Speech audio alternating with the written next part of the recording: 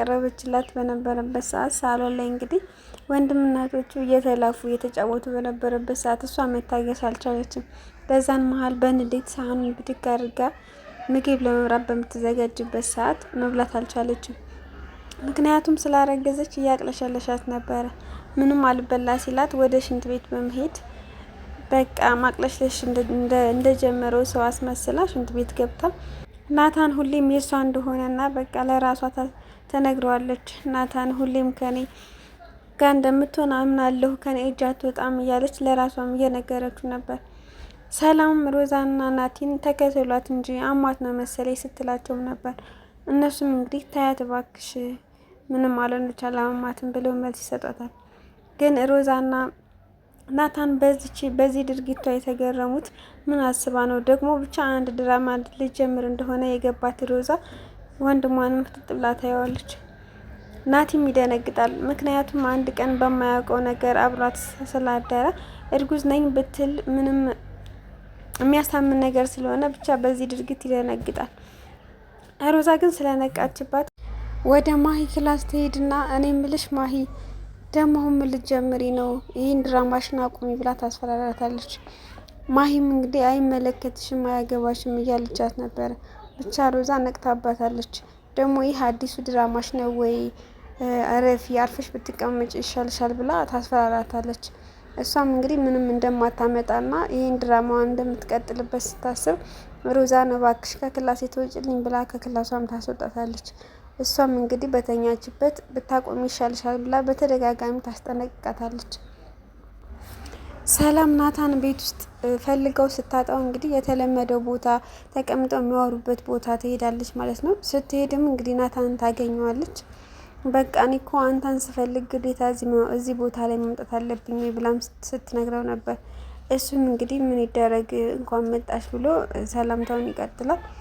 እሷም እንግዲህ እኔ ምልክ ማሂ እንዴት ተፈታች? እንዴት ቶሎ ተለቀቀች? ተመልሳ ወደ ቤት የመጣችው በምን አጋጣሚ ነው እያለችም ትጠይቋለች። እሱም እንግዲህ ሰላምዬ ይቅር በይኝ ብቻ አንድ ነገር ዋሽችሻለሁ ይላታል። ምን ልትዋሽኝ ትችላለህ? ምንድነው ንገረኝ፣ ለምንድነው ያልነገርከኝም እያለችም ነበር። እሱም ለመንገር ፈራ ተባ እያለ ብቻ የተፈጠረውን ነገር ይነግራታል።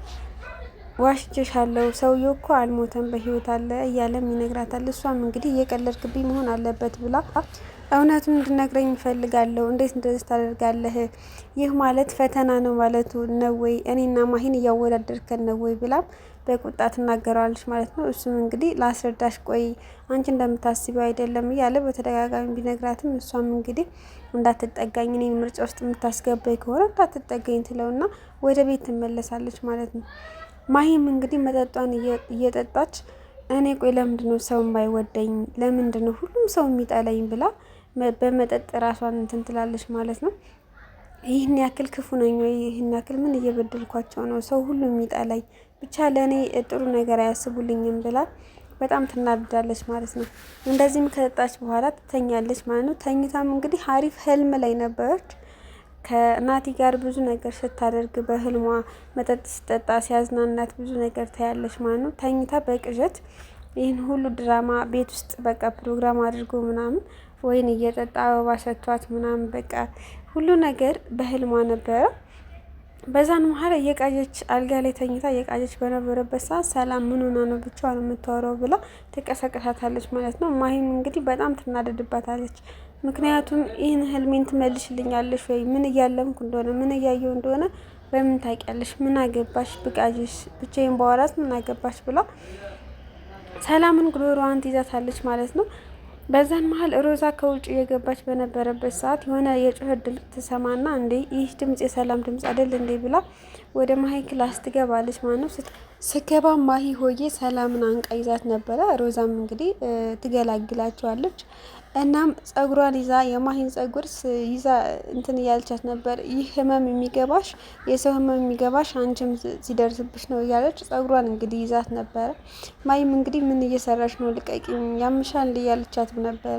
ለምንድን ነው ሰው ላይ ብቻ ስታይ ደስ የሚልሽ? አየሽ አይደል እንደዚህ እንደሚያመም ወቂው ያለቻትም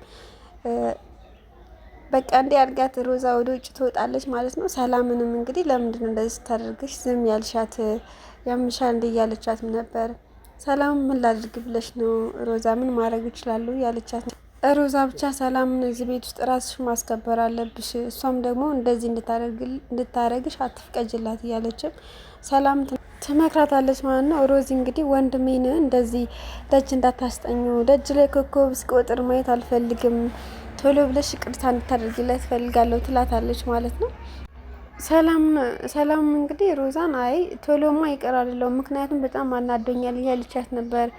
ሮዛም እንግዲህ አይ ነግሬሻለሁ ስርዓት ያዥ እያለቻትም በነበረችበት ሰዓት ውጭ ብቻውን ስታዩ ያሳዝናትና እንግዲህ ወደ በራንዳው ትወጣለች ማለት ነው። ብቻ በናቲ የሚጨቅን አንጀት ስለሌላት ቶሎ ብላ ይቅርታ ታደርግለታለች ማለት ነው። ናቲም ወደ ክላሱ በገባበት ሰዓት አንድ ቪዲዮ ስልኩ ላይ ይላክለታል ማለት ነው። ያ ቪዲዮ ምንድነው? ሮዛና ወይዘሮ ሜሮን ሰው ሲገንዙ የሚያሳይ ቪዲዮ ነበረ። ይህም ቪዲዮ እንግዲህ ማሂ ትልክለታለች ማለት ነው። እናም ያም ቪዲዮ ሲው በጣም ይደነግጥና ወደ ሮዛ ጋር ሊሄድ ሲል ናቲ ይህን ቪዲዮ ሌላ ሰው ባያው ደስ ይለኛል እና ማዝህን ነገር ካደረግ ይህን ቪዲዮ ለህግ አካል አሳልፌ አልሰጥም ትለዋለች ማለት ነው። ትዕዛዞቿ ምንድነው? እኔን ታገባኛለህ፣ በቃ እኔ ያንተ ሚስት እንደሆነ የምፈልገው፣ ከዛ ደግሞ ለቤተሰቦች ዛሬ ማታ እኔ እንደምታገበኝና እንደምትወደኝ ትናገራለህ፣ ይህን ካደረግ ትለዋለች ማለት ነው። እሱም እንግዲህ በጣም ይደናገጥና ወደ ሮዛ ክላስ ይሄዳል ማለት ነው። እሷን ገፍትሯል። ሮዛንም ከእንቅልፏ ቀስቅሶ ጉድ ሆነናል፣ ይህን ቪዲዮ ማሂ እጅ ላይ ያገኘሁት ይላታል ማለት ነው። ሮዛን በተረጋጋ መንፈስ ተረጋጋ፣ ይህ ቪዲዮ እኮ ሰውየው ቢሞት ነበር እኛን ወንጀለኛ የሚያደርገን፣ ስለዚህ ሰውየው በህይወት ስላለ እኛ ወንጀለኛ ልንሆን አንችልም፣ ለማንኛውም ሰውየውን ከእሷ ቀድመን ማግኘት አለብን ብለው ስላሰቡ ፍለጋ ይወጣሉ ማለት ነው። ፍለጋም ሲወጡ ሰውየውን አላገኙትም እንግዲህ እና ሮዛ በጣም ሀሳብ ውስጥ ትገባና ሰውየውን ካላገኘ ነው እኮ ከቪዲዮ ጋር እኩል ሲገናኝ በቃ እኛ ወንጀለኞች ነን ማለት ነው ብላ ራሷን ታስጨንቃለች ማለት ነው።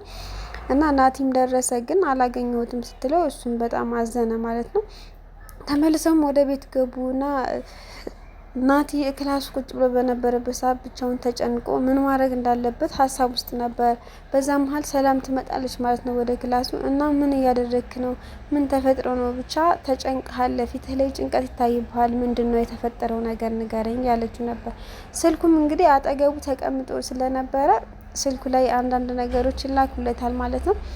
ሰላም ምንም እንዳልተፈጠረ ሊያሳምናት ይሞክራል ማለት ነው።